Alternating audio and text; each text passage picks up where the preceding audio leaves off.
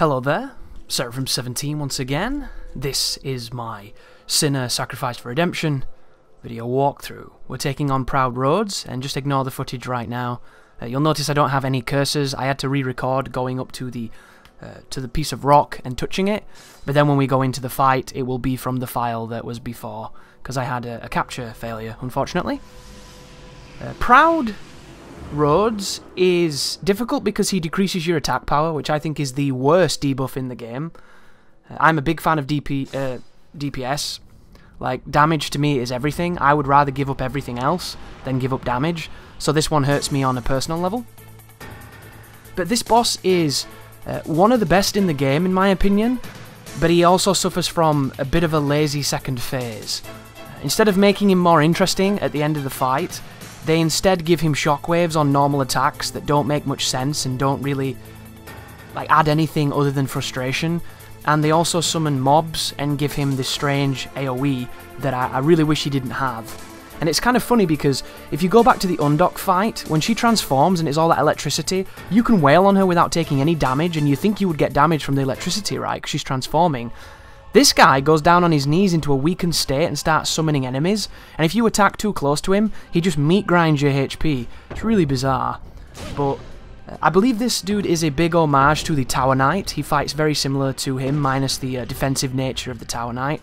And all we're going to do here, guys, is we're going to be careful of the first jumping attack he did at the beginning of the video, because it will one-shot you, and then we're going to proceed to do running R2s on his leg. We're going to move towards his right knee at all times, and we're going to bear in mind that each of these swings at distance will give him some kind of shockwave.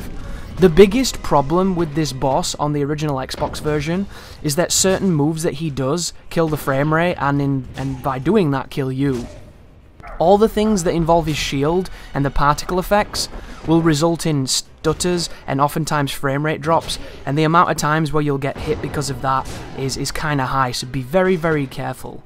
But one piece of advice that will really help you here is whenever he tries to stomp on you, learn the timing of the roll. And then when you knock him down here, you can land 3 hits on his arm, and then he should start standing up, and then you can do a running R2 on his leg. I didn't get the running R2 then because it was an execution failure, but right now he's summoned buddies, and all of his stomping attacks will give him an AoE.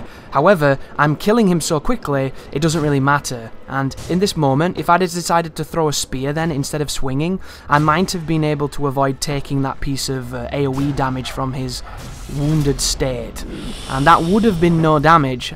It was no hit, because he technically didn't touch me, but I got hurt by a very questionable piece of bullshit, if you ask me.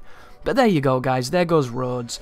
The reason why I say learn his stomping timings to roll through it is not because it's hard to space, but in the second phase it gives it an AoE, a shockwave on the ground, and you have to roll, because even if you're stood 40 yards away, you will take a tiny bit of damage.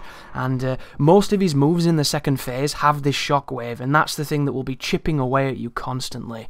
But keep pressure on him, keep underneath him, and you can turn Mr. Rhodes into one of the easiest bosses in the game just by fundamental understanding of spacing. So thank you very much for watching, and as always, you take care now.